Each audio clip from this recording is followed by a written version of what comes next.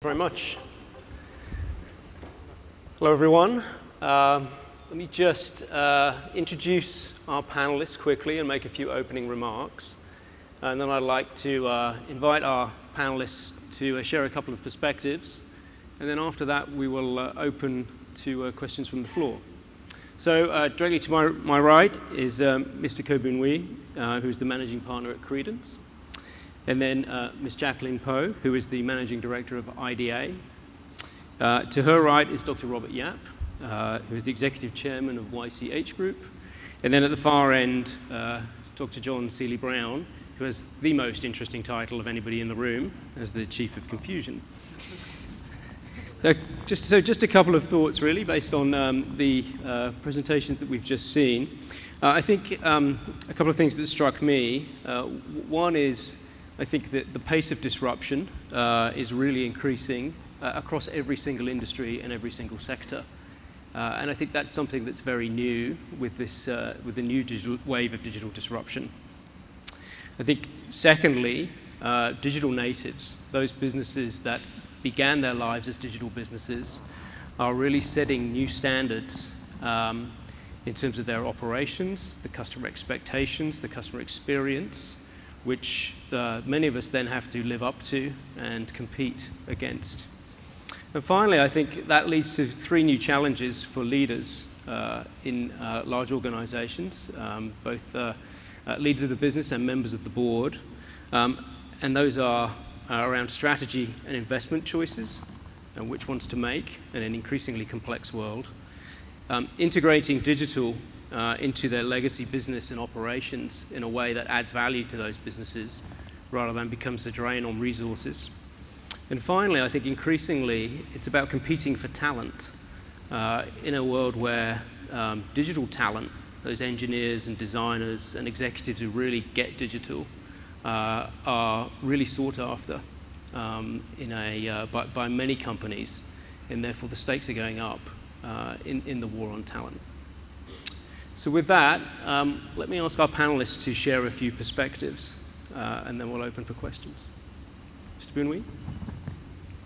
Since I get to start first, let me just say that whenever we talk about digital disruption, I think the tendency is to think of software or software-enabled business transformation. I think at the top of most of our minds would be software-enabled disruptions that have created giants in the sharing economy like Uber or Airbnb, which has already been cited. But frankly, there is another revolution that is going on that is also actually digital in origin, but affects the hardware and what we would know as traditional manufacturing industries. The cost of robotics, the cost of sensors are dropping really rapidly. This, I think, has the potential to disrupt all of the traditional manufacturing businesses that we take for granted. And in particular, in combination, when you combine hardware with software, the disruption is even more dramatic. Let me give you some simple examples. I think almost everybody has seen these self-directed robotic vacuum cleaners. They're sort of very rinky-dink at this point in time. But I have absolutely no doubt in my mind that give it another 5 to 10 years, and we'll all be wondering why we had traditional vacuum cleaners to start off with. And the reason for that is because the AI component of what goes into this hardware is improving really rapidly. The vision sensors are improving rapidly, and the technology to make them more effective, or as effective as what we would consider to be traditional models, is all there. But it is actually more than that.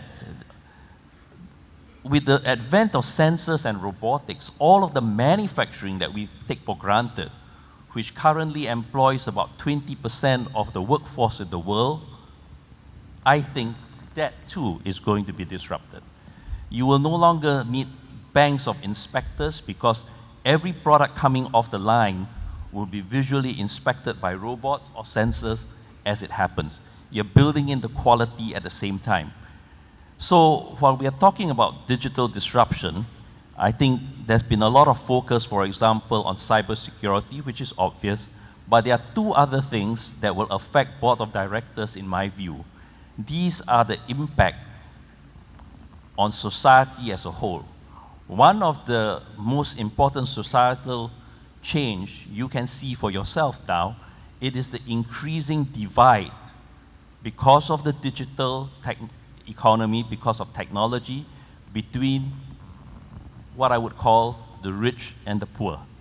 And this is going to continue to increase because while we can take a lot of pride, for example, especially here in Singapore, that everyone is technology savvy and uses the technology, I think there's a big difference between the people who use the technology and the people who actually understand it enough to produce the technology, and those people basically take the lion's share of the value add going forward. So one societal impact that we're all going to have to face is the increasing divide between the haves and the have-nots. The second is that with the digital disruption that we're talking about, with the impact on manufacturing, I should just say that manufacturing currently employs 20 to 25% of the workforce around the world. With robotics, AI, sensors, I don't think it's going to be too far in the future when all of the manufacturing that we see today will be produced with less than 10% of the workforce. And governments all over the world are going to have to work on this. This is quite obvious to me when I look, for example, at the presidential elections in the US now. It's a question of addressing the divide that has already occurred and of who gets a share of the economic pie. And I'm confident, even as a board member, that when society doesn't solve these problems, there will be political pressure, and if there's political pressure on governments, it will eventually affect business. Thank you very much. Thank you. Jacqueline, would you like to make a few comments? Thank you very much. The role of government in digital disruption is something that I was asked to speak about. But the fact is, government itself is being disrupted digitally. The role of government for a society that's increasing various opportunities, threats from the technology and the fourth industrial revolution is one of spotting the trends, creating the facilitative platforms, and that relates to also what John Seeley Brown mentioned about the infrastructures of tomorrow, really putting that connectivity in place, whether it's 100 million connected devices or a data infrastructure that allows API sharing, that's to be put in place. The role of government is to ensure that companies understand what the opportunities are from these technologies so that we can have a robust economic climate. The role of government, foremost, however, is managing the downsides also of disruption. And what do I mean by that? Let me give you an example. This is technology, which I sometimes people ask me about. What are the major technologies that are going to disrupt business, that are going to disrupt society? And I point them to, look at this bottle of water. This bottle of water is uninteresting as it is. It's an inanimate object. There are 4 things this bottle of water cannot do, which is why we don't think of it as particularly interesting. The first is it cannot move by itself. It has no autonomous movement or mobility. It cannot think for itself. It has no intelligence. It is not connected. It is not connected to any other bottle of water or any vending machine or the guy who produced it or the guy who is consuming it. It's not connected. There's no connectivity. And finally, it cannot transact. This bottle of water, thankfully, cannot transact with another bottle of water. It cannot say, please give me some more water from over there. The world that we're seeing, the one of accelerated change that John Seeley Brown mentioned, is accelerated because these 4 things are increasingly coming into convergence with the new technologies that are on offer. And I'll refer back to this bottle of water. What if this bottle of water could, in fact, move by itself? I mean, that's what we're doing with autonomous vehicles. That's what we're doing with the trials in One North and the trials in Gardens by the Bay and truck platooning and so on and so forth in Singapore. I've heard, in fact, that Airbus has some pilots where it's autonomous flying machines, which is an even more scary thought for commute. What if this bottle of water had some sort of intelligence? What if through data analytics, machine learning, then deep learning, this bottle of water could tell, how much water you're likely to drink next and prepare itself for that? What if this bottle of water is then connected to other bottles of water and a means by which to replenish itself? And finally, what happens when it can make its own transactions? Because that's clearly what blockchain and other technologies are aimed to do. So the confluence of these major technological disruptions, and again I say technological, not necessarily digital, is something that is going to hit us in an unexpected way across the economy and also governments. What do companies do about it? Well, I'll make that in reference to what the government is also doing about it. Tech disruption, if you take the opportunity, is not necessarily about technology. It's really about business models. It's, are you in a business model that can best exploit the use of digital, the best use of the technology available to your company to achieve something in the market segment that you're in? Or is that market segment even relevant anymore? It requires a lot of clarity of mind not to jump on the nearest bandwagon and say, just because this technology or digital is available, I'll just use it in the most, what everyone else is doing. In the case of Smart Nation, for example, I'm sure most of you would have heard of this, we've also taken a long, hard look at what does it mean. It means three things to us. One, we're using digital and technology to optimize the running of a smart city. So this is the city being a machine. This is about urban habitat, HDB being cleaned in a more effective manner. This is about smart buildings. This is about more efficient urban mobility. This is about even more, say, robotics in healthcare. Then there is the part that is digital government, where you deal with citizens on a one-to-one basis. And that's a very, very different thing from smart cities. This is Singapore for Singaporeans, not Singapore for Singapore. You can optimize one and still not achieve the other. And you have to look at it as digital disruption done a different way with user experience design and data and a different use of artificial intelligence and the automation of knowledge work. And then finally, it's about the platforms for citizens to co-create with other citizens, which yet again is a different thing. So knowing the business model that you're in, I'm just describing the one that the government is in, but knowing what that context, what that opportunity is in your business, and really being very clear about it, I think is also part of the work of the board and the directors that are sitting before us. Thank you.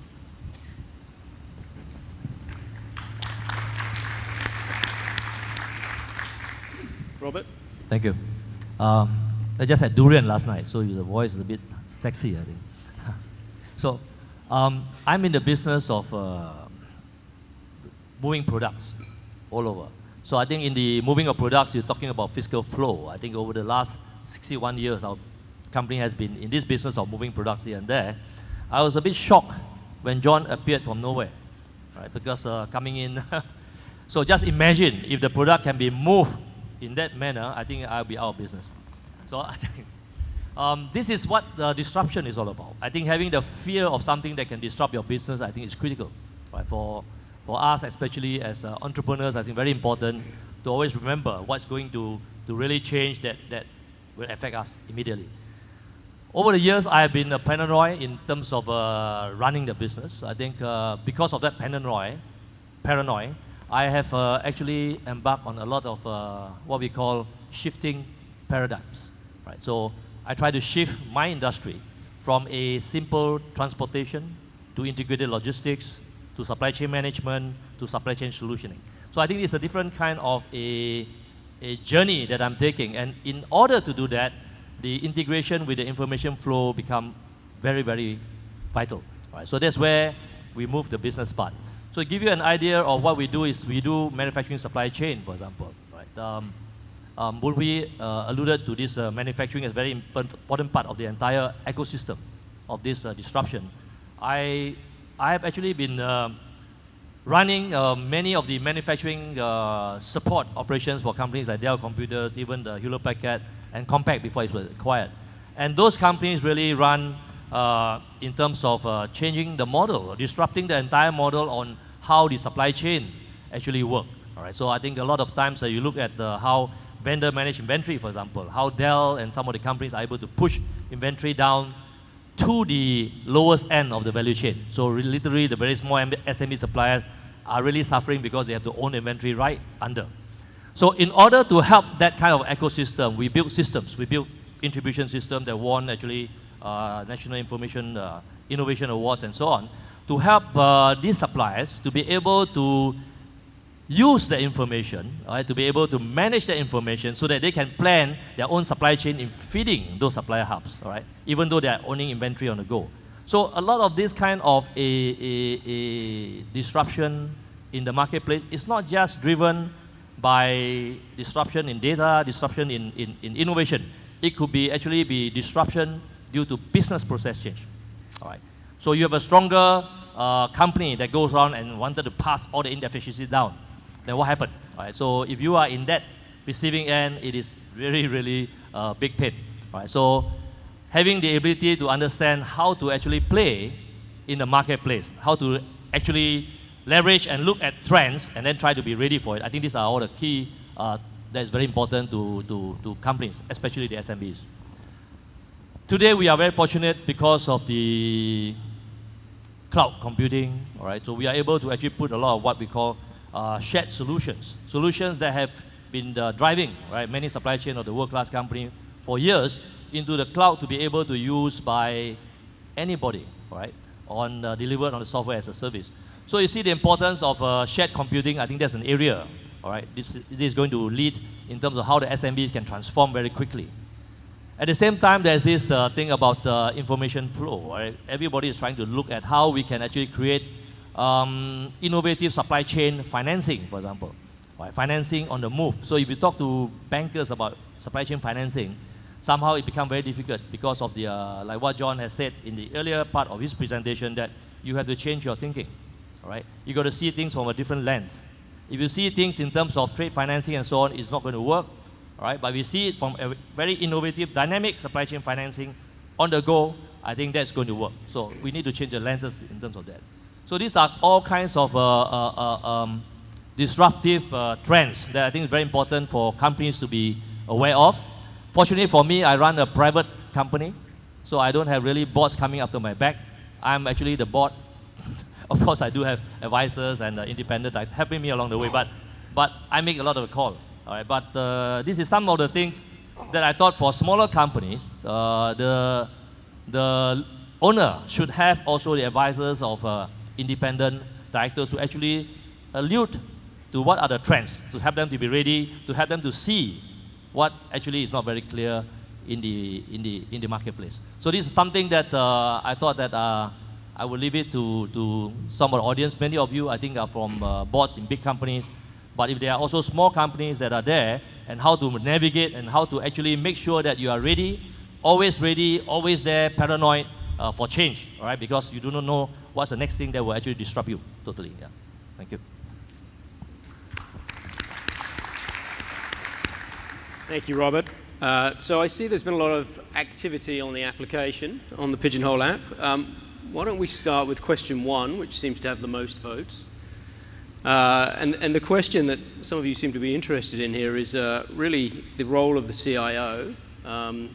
Digital disruption and digital transformation obviously leverages a lot of technology. I think the question here is, for the panelists, should the CIO or the CTO now report directly to the CEO? And should they have a place on the board? Any thoughts? Robert? Okay, yeah. For small companies, right? When I was growing the business, even up to just the last couple of years, I was both the CEO and the CIO and the CTO. So it was easy, right? I mean, one mind and just the fear of paranoia, and then you drive change. So, but in today, obviously, I have a CIO. All right. More than that, I actually spin off the technology arm. We differentiated ourselves in the business by playing not just in the physical movement, but also in the information flow. So we have spin off Y3 Technologies today, and we have a CEO for Y3 Technology that concurrently act as the CIO of YCH Group. That's the main company that I'm driving. In that aspect, when you look at it, I personally feel that it's very important, right, for any company that's growing, any company that's very sensitive to change, right, to have the CIO or the CTO very close to the CEO. I think either whether you put them in the board, I think there's something to be debated. But if the CIO is very tech savvy and the CIO advising, I think that may not be necessary. But if the CEO is not very tech savvy, I think it's very necessary to have a CIO that is actually in the board. Right, that's my feel of it. Yeah.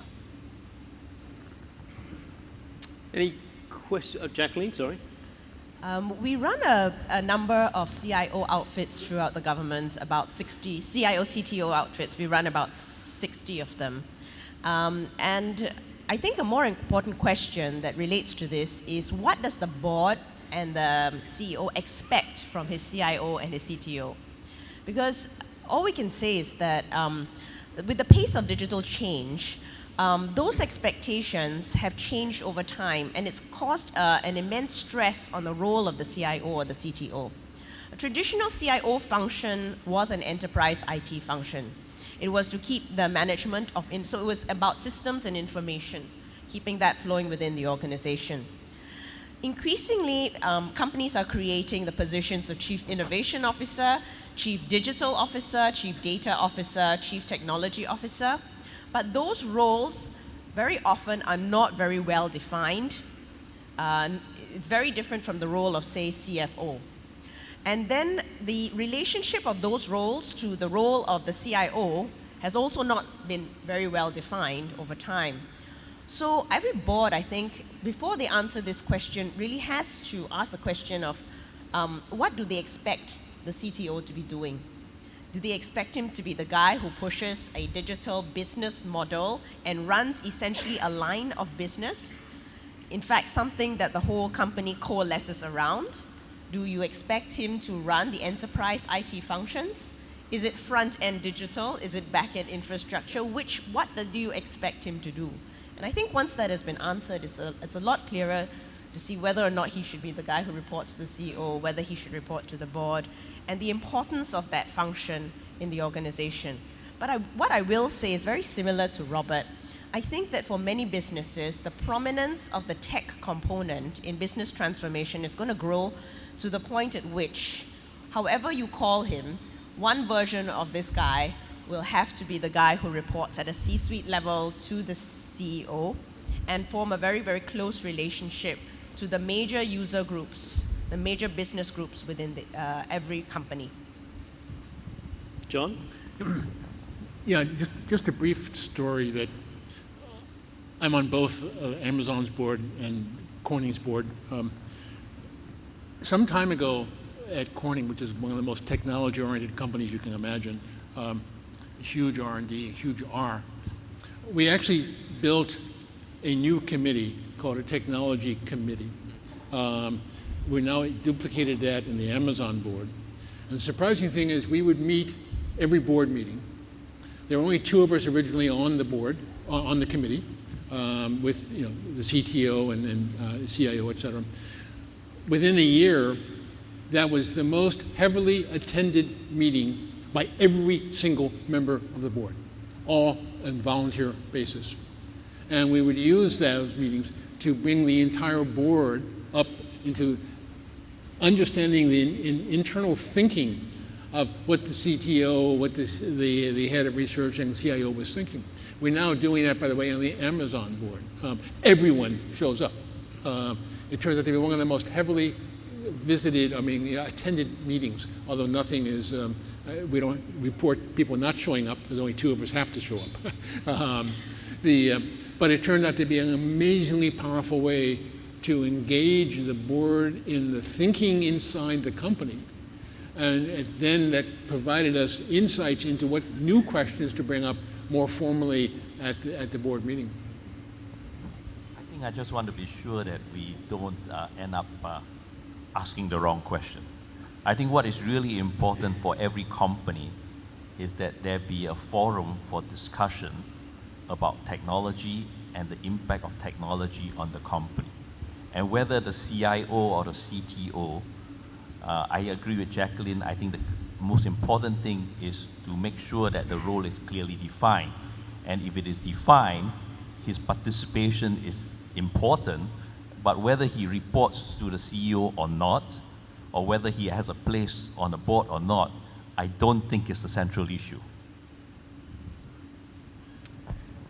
Are there any questions from the floor? Show of hands, anybody? If there's a... Or shall I take another one from the app? Why don't we take then question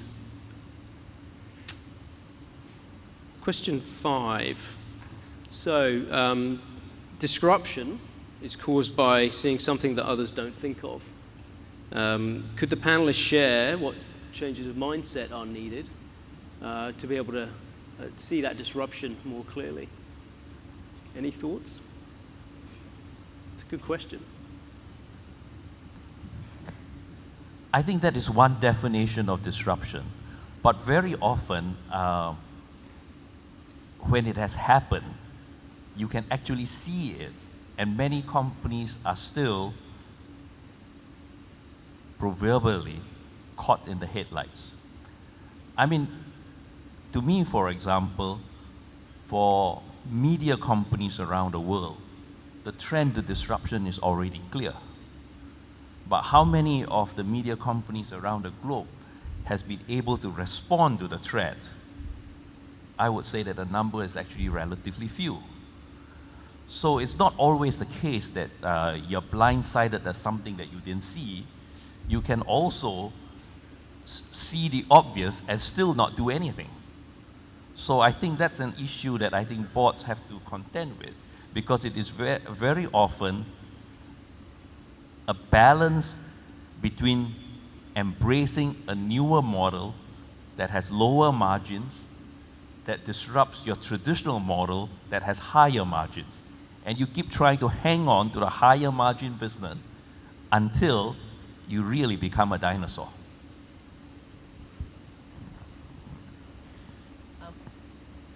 I agree with that. And I'd also like to add a perspective from what we've seen from a number of companies around the world with regards to disruption.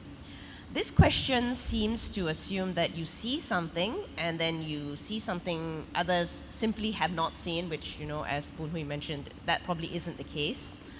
And then you suddenly go ahead and persuade your board of directors and your management to swivel your business model around it, adopt that technology, buy that startup, and you're on your way.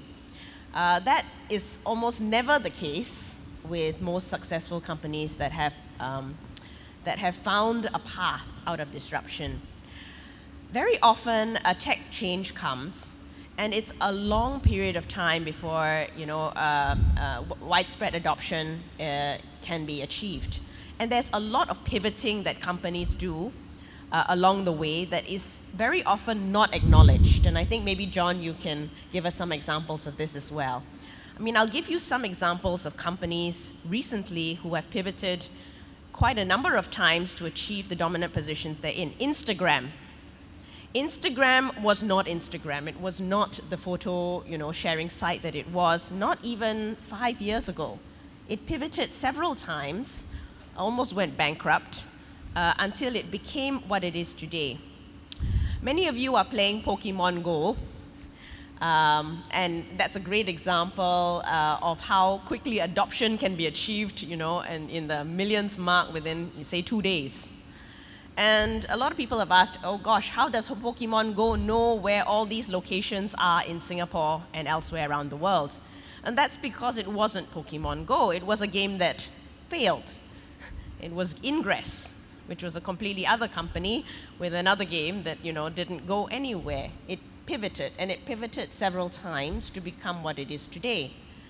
So it's not just about, it's not a straight path to visualizing the future and implementing it. It will be a long and winding path for companies, their management and boards to find when to hold them and when to fold them, and when to pivot and when to stop.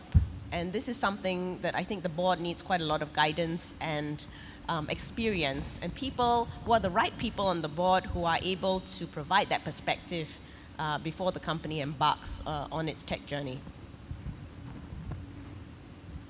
I think from my experience, I think as a leader of organization, when you see disruptions, you may have some ideas of what to do with it, but the difficulty is always in trying to communicate downwards to your organization. Right? So because they don't see the same thing.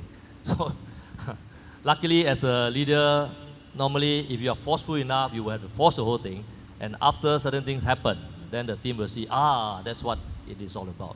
So I think this is something that is very crucial, right? In being able to see disruption and to being able to prepare organization, because not everybody can see the same thing.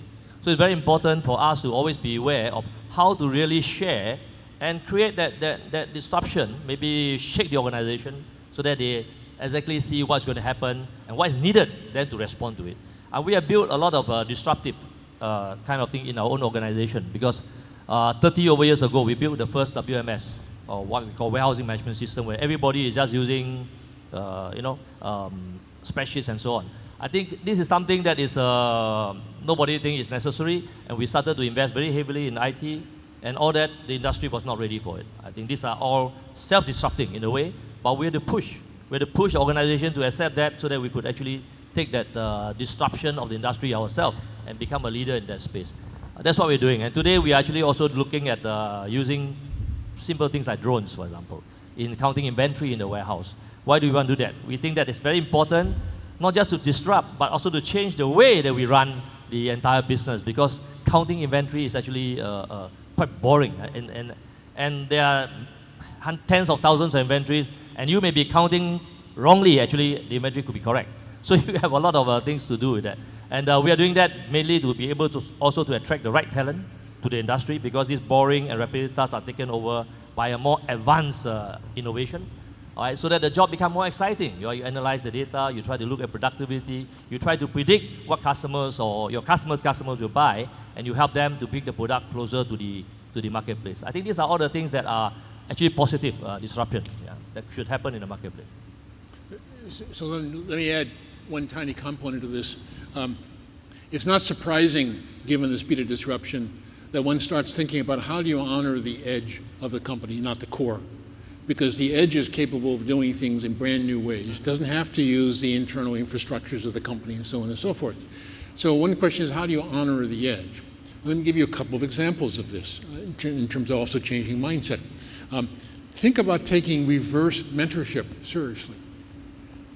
How much can you actually learn from the 25-year-olds joining your company? How much do you actually hook a 25-year-old up to the senior corporation? So basically, both mentoring and reverse mentoring go hand in hand. Powerful, powerful ways to have mutual learnings. And that actually begins to change your lenses when you, as a senior person, start hearing how a 25-year-old kind of is just completely decoupled and deconstructed what you said in a way you never thought possible. I won't even go into Pokemon Go on that one, but it's just a tiny example.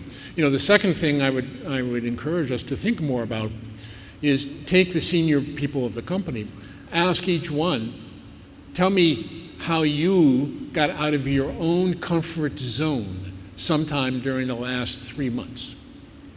It's all too easy to stay in our comfort zones. So I'd like to have a board discussion of each of the senior people of the board. What did you do this last 3 months that got out of your comfort zone? How did you challenge your point of view, your mindset, your lenses? How did you do that? What are the procedures you use? Fascinating conversations can come by doing that. And finally, don't overlook the value of hackathons, because often you'd be surprised at what these kids are capable of creating in one weekend that jolt your understanding of what is possible and how easy it is to make some of the stuff. Any questions from the floor? Is there one there? Do we have a microphone handy? It's hard to see. Do we have a microphone up the front or even over the back there? Yep. Well, good morning. My name is Lawrence Low. I'm from the Center for Governance at National University of Singapore. I think for this panel and the morning discussion, our question has always been how do we as board directors respond to the disruptive impact of the digitalization. I think if you look at the board of directors, in some way, this is like the middleman. We are intermediary representing shareholders. So in the age of disruption, I say that the directors will soon be obsolete. So the question that we actually should ask is that, is there a need even for board of directors? In digital disruption, should directors be actually looking for new jobs? Thank you. Did you hear the question? Robert? I'm going to reverse. Actually, I don't have a board director, so I've been growing all this time. Now I'm going to reverse to have a board director. So I guess you still, I mean, in any organization, right, it is always good to have diversity of views, to see many different lenses, right? The whole idea is getting those people who can't see to see. I think that's always a challenge. So if you build a very open culture, I think a diversity in board is very useful because of different opinions. And the different opinions give diversity, so when the CEO or the executive chairman or the chairman makes a certain kind of recommendation, you have considered all the various things. So I don't think that the board will become, not required. But I think it will, in fact, be even more required, except that the board may have to be a bit more savvy with understanding the trend, right? Because then all of us can do our part to be able to move the organization forward. Any other thoughts? Jacqueline? I think that's a very interesting question. We've been working with various parties on intelligent virtual assistants. Sorry, if there are any lawyers in the house, there probably are. In the legal and accounting professions as well, with advisors and financial robo-advisors. I think no one has yet suggested that the board can have a board director advisor in much the same way that, say, an IBM Watson can make a doctor a better doctor. It could technically, with enough artificial intelligence, you could make a board director a better board director with more understanding of, the information that he needs to have.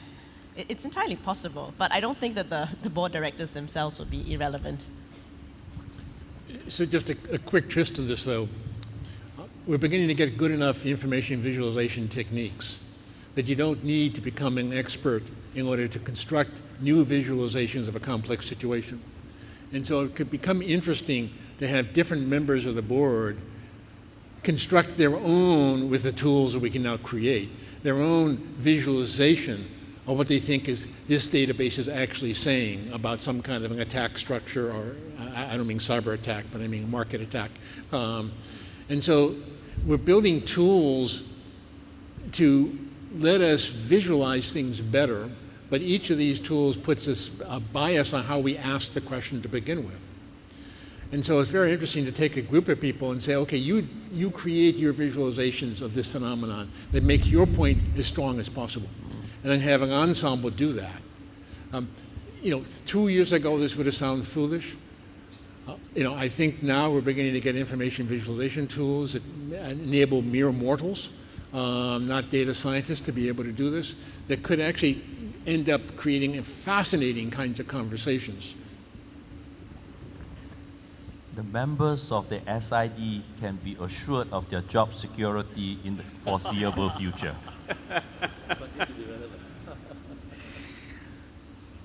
Right, we are getting close to the top of the hour, and I think we have a couple of multiple choice questions that we'd like people to get to vote on.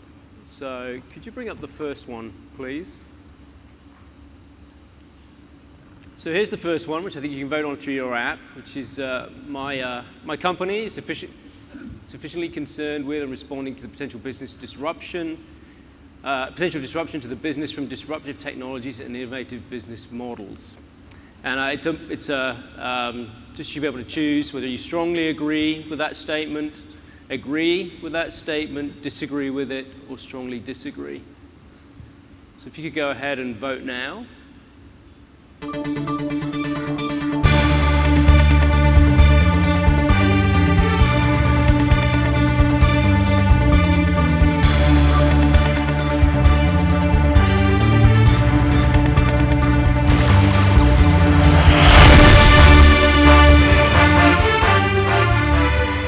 Okay.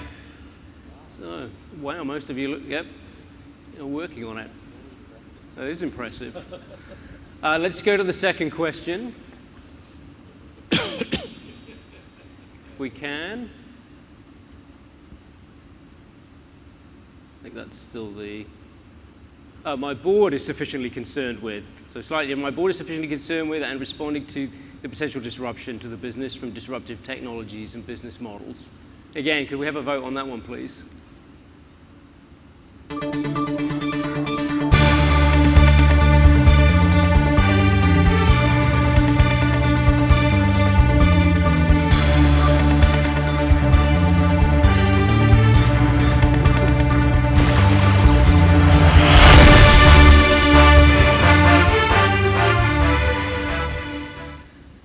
Okay, so from that, it looks like we have a little bit more to do with boards, work to do with some boards to address this. Reflections from the panel on the outcome of those questions?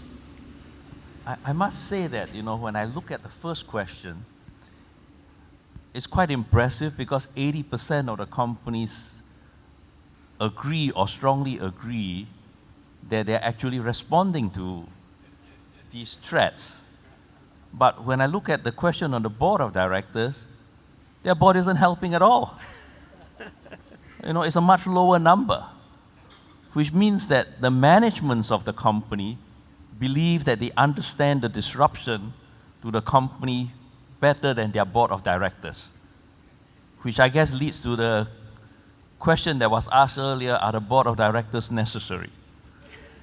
But I must say that to be frank, I'm quite impressed with these numbers because I personally have great difficulty believing that 80% of our companies in Singapore are ready. If that were the case, in fact, I think we would be one of the world's shining examples of taking a lead in this area. I think, you know, and I don't mean to be critical, but what I'm saying is that we must be very certain that it is not because we are misunderstanding the extent of the threat. Because if we are underestimating it, that could lead to a real problem, not just for our companies, but for our country as well. John? Yeah, just a twist on this. It's one thing for the board to discuss. I'd like to ask, how are boards disrupting themselves? Not by discussion, but by action. We can answer it next year. I think maybe the question to be asked was whether or not the management and the board were investing, actually putting the resources, both human capital as well as financial resources, behind meeting those threats in the manner that reflected the amount of discussion there was on the threats. I think this is really more the sampling. This is a more progressive group of people, right? So it's from the general, I think, business landscape, I don't think you get that. Right? You get that. So this is something that is a good sign. We are more progressive. But like what Boon Hui has said, I think very critical. Do we really underestimate, right, the danger of what actually disruption can do to business? Right? Does company really underestimate that? You think it's just a matter of understanding it? Or do you really need to come out with solutions, right? With the vigilance, with the kind of a sensor that you are always aware of what's going to be happening and how you should be actually acting and change a company very immediately to be able to be relevant. I think this is something that is a bit different, I would think, yeah? Yeah, and it's interesting that we have many tools to look at fiscal risk. We have almost no tools to look at strategic risk. And yet, if you believe my slide, that maybe strategic risk is the biggest kind of risk we're now coping with. Yeah, where are the tools to help us really think that through, and the procedures and practices? So before we close, let me just ask the panelists for any final thoughts. Maybe Boon, we start with you. Maybe while we have this opportunity, I like to say that this digital disruption isn't. I think we spend most of the morning talking about what I would call physics-based digital disruption, but I think there's an equal disruption that is going on in the field of genomics. I think it's something that we should all be aware of. Singapore is an aging society, but with the advent of computing power and with the advent of what I call big data, the ability to revolutionize healthcare as we know it today is there. I think personalized medicine is just a decade down the road. If you could have your genome sequenced today, you'll be able to tell whether, for example, you will respond better to Lipitor or to Crestor. And these things are all going to be quite important. And it is also an area which I believe, Singapore can play a major role in because of our position here in Southeast Asia. A lot of the research on genomics today is done on what I would call Western civilizations and ethnicity. And I think we are really well located in this part of the world to take a lead in this area. And I'm going to ask the IDA to do it. Thank you for that challenge. We do think that precision medicine and a lot of the things happening in the digital healthcare as well as digital sequencing field are going to be really important going forward. But we will need the Ministry of Health to sanction some of these moves, and I think someone from Ministry of Health will be speaking later on. My last point to make will be along the lines of what I just mentioned. A lot of companies, and governments included, frankly, will take digital as something that you look at, has huge potential, and therefore you should do a pilot. You should do a proof of concept. You should try it out. And I will say, go ahead, do that proof of concept, create that living lab, try it out. But the proof of the pudding in here will be the amount of investment that your company is really willing to push if you see an opportunity in technology for the business model that is central to your company. Until the day that the company believes that there are enough resources need to be plowed into that disruption to bring it from a pilot, bring it from a test, bring it from an experiment into the mainstream of what that company does, digital disruption will only be a byword for experimentation. I think for Singapore, I think it's very important. Being a small country, we should look at this and take advantage of it. I think preparing companies, building solutions, of course with IDA and the government support, we should be able to build solutions that are ahead, right, of whatever is being executed in the rest of the world, or actually the rest of the regions that we are very, very much playing in. It's very important for us to be able to be at the forefront, understanding disruption, coming up with a solution, at the same time making those solutions in a way that's exportable, right? Exportable Singapore homegrown solutions that we can take on to the countries. ASEAN, for example, we are part of ASEAN. There's a big avenue, a big opportunity for us to be able to be the lead in trying to do all that, so to overcome basically the size of our market, right? I think a lot of times when we go, boards especially, you look at ROI, we go for this or this will actually disrupt everything, but where's the ROI? Right. So if you take your mind bigger, I think there's always that ROI thing that will come, but then you take a very progressive board to understand that, to approve a kind of investment. I mean, don't overlook the fact that we are all part of broader ecosystems. So one of the catches is you may not have to do all the investment yourself. The question is, how do you build rapidly strategic networks that actually have complementary resources to let you actually build something that's real, but also gives you agility at the end. And that, I think, is us out of time. It all remains for me to just thank our panelists, Boon Wee, Jacqueline, Robert, and John, and thank you for your time.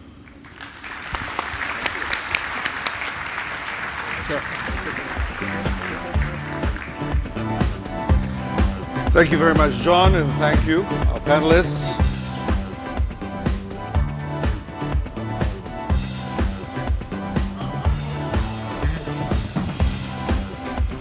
Can we have a big round of applause for our panelists, please? Thank you so much. Ladies and gentlemen, it is now time for a short morning break, which I will not disrupt. Please, however, do come back into this room at 11:30. And I repeat, at 11:30. Thank you.